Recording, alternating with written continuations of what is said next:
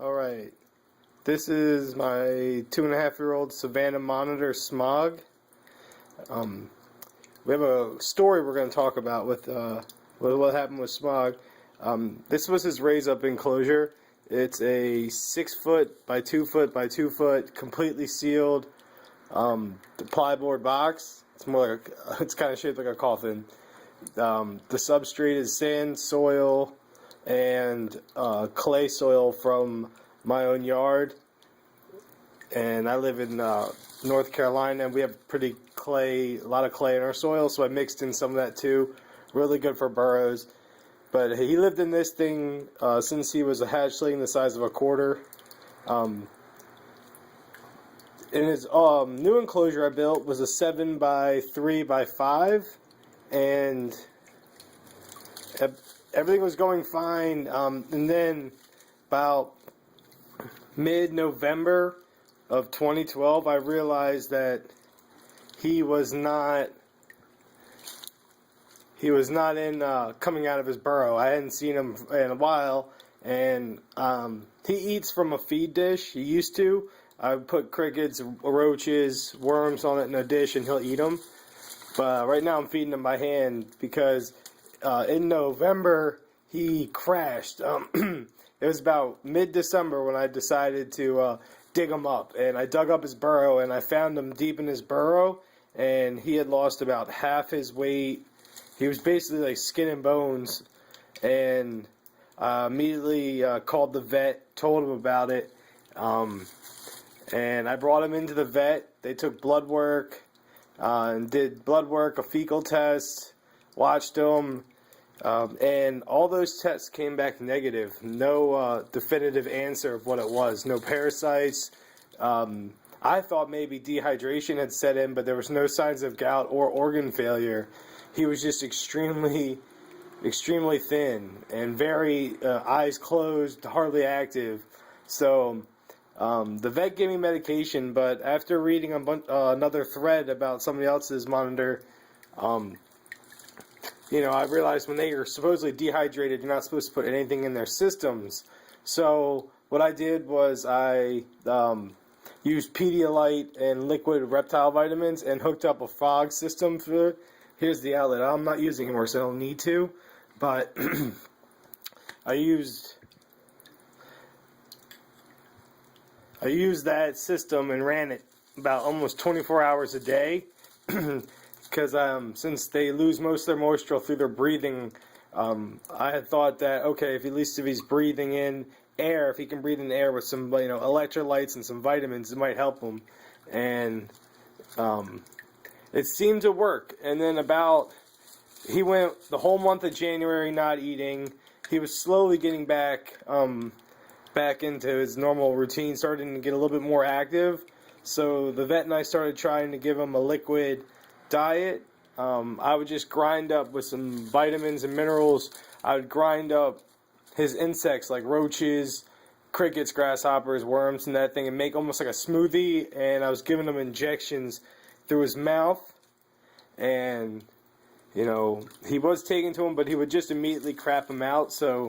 But he never had bloody stools, so I did that for a few times, and then about midway through February of 2013, he finally started eating on his own, and it is now April 2013, and he's been eating for a full month. And you can see his tail. You can still see his hip bones right there, and his spine is still raised a little bit, but his tail is a lot thicker. It is back to the size it was before he went real skinny.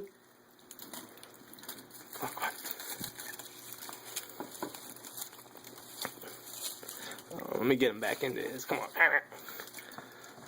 Come on. And he's now a lot more responsive to me, and again, feeding, as you can see in the video.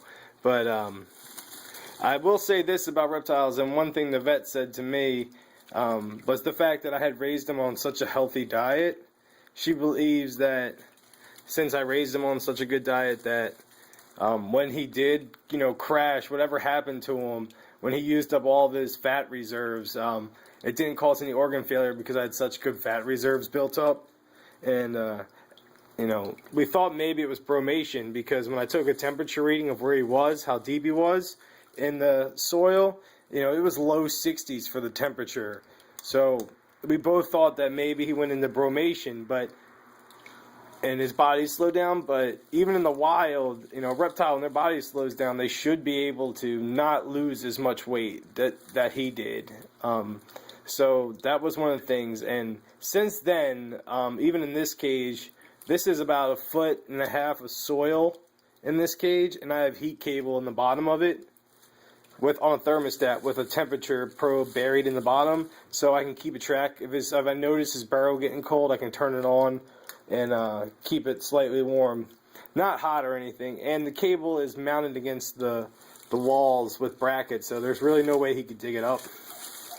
But as soon as he gets healthy, and as soon as back here these bones get better, once this all gets fixed and he starts putting on real weight, I'm going to put him back in a new enclosure. But I had to tear down this old one completely because, it could have been anything. And the vet agreed that I should just scrap everything and start over. So I will start planning his new build. He is, like I said, a lot better. He's doing a really good job right now. And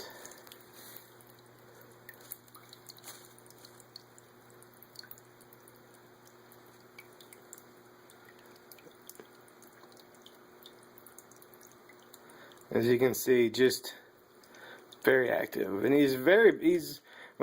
before he crashed, the vet, we weighed him at 3.5 pounds, and she was very impressed about the way he looked. And that's I contribute that to a lot of these forums, reptile forums, and the other ones I've been on. These, with the stories of people who've lost theirs and showing the builds, the right way to keep these guys.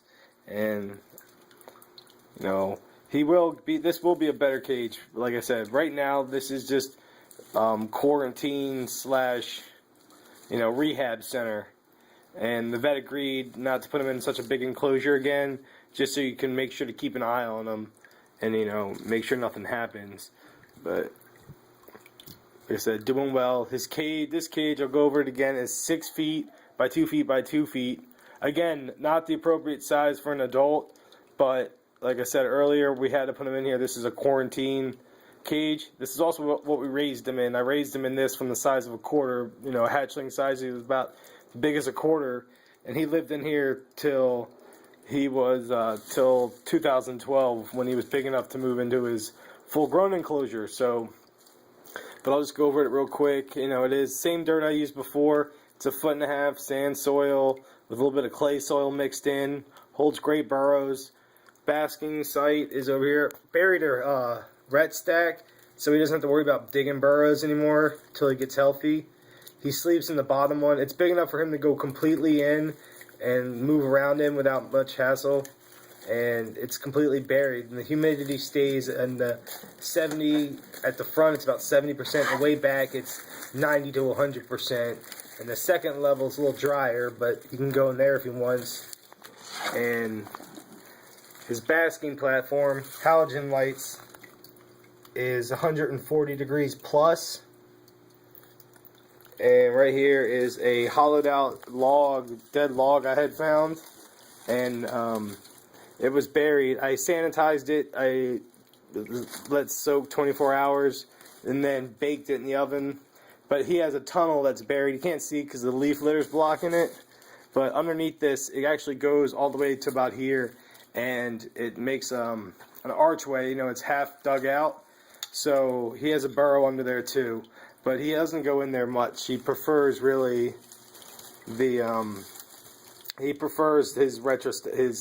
his artificial hide over there. And that's just because, like I said, he's been in recovery. And as you can see, it looks like that we will make a full recovery. And and a quick other thing, humidity is stays during the day. It drops to low as 59% to 58% humidity, and it peaks at night when the lights go out. It peaks to about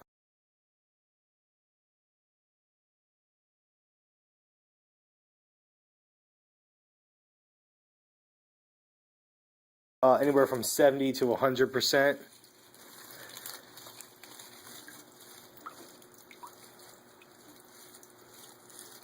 And a full-size water tub, and I got a little pump I'm using just to circulate the water. He barely goes to the bathroom in his water. He usually craps on the leaf litter. Sometimes he'll go in the tub, but that's very rarely. And as you can see, he's in full recovery. And I believe that, in another month, he'll be able to move into a new enclosure, and he should be back to his optimal, healthy weight. And like I said, monitor is to me the most rewarding lizard to keep in captivity if you have the time, space, and money to take care of them. And as you can see, they are hard to take care of, though. I will tell you that. They in about as much time as any dog or cat would.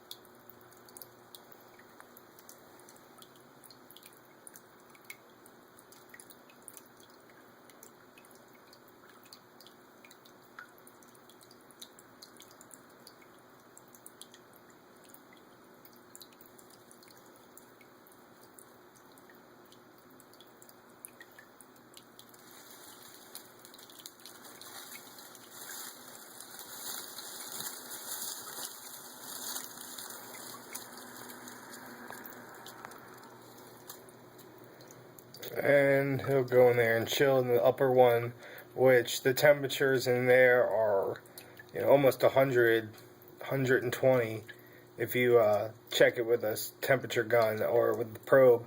I use both. I have a probe and a thermostat gun. And let me check real quick.